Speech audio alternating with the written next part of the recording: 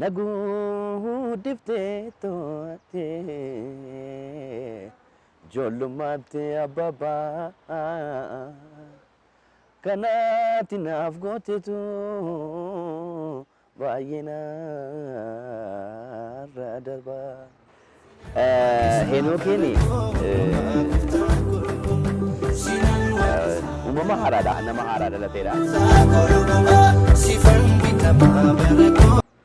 Wallaala yoon ta'eyyuu nama waa hin baafne harki kee marraatu abbaa kun hanganne.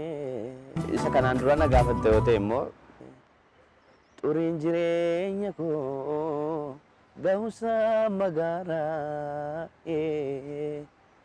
si maqaa kee diigee jaalalaan naaf safaraa. Daa'imummaa kooti kaasee waldaa Ortodoksii keessatti guddadhe.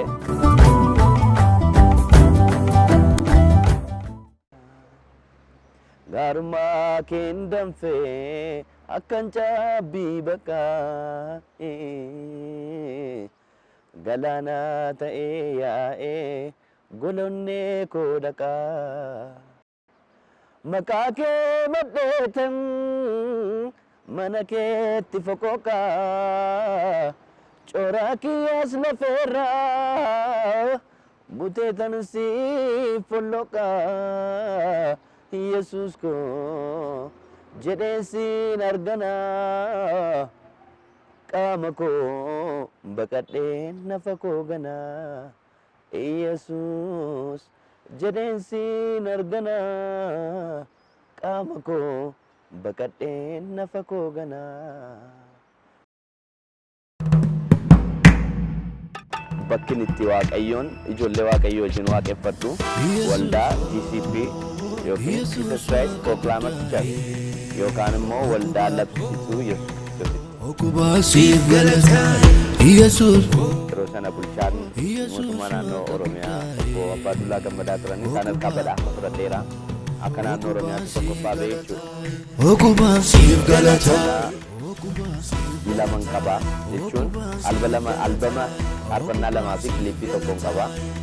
Ijoolleen baay'een kan isaan mana Waaqayyoodha keessaa ba'anii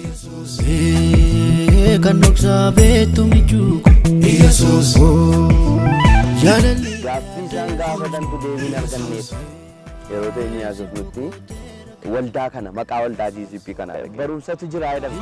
Waldaa kana keessa maraatuun tokko madaalamii keessatti na dhaabee nannanne jecha namichi sun duraan torban tokko dura yeroo nu tajaajilu naan jedhee fi jecha maraatuun kun naan jedhee walitti naa dhufee na naasise. Kana booddee maal fakkaata jettanii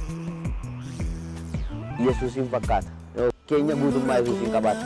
Kana konfiidensii guutuudhaan hin haasa'udha. Sababiin inni itti kaadeef hafuura qulqulluu dhibbaa dhibbatti isa keessan ture.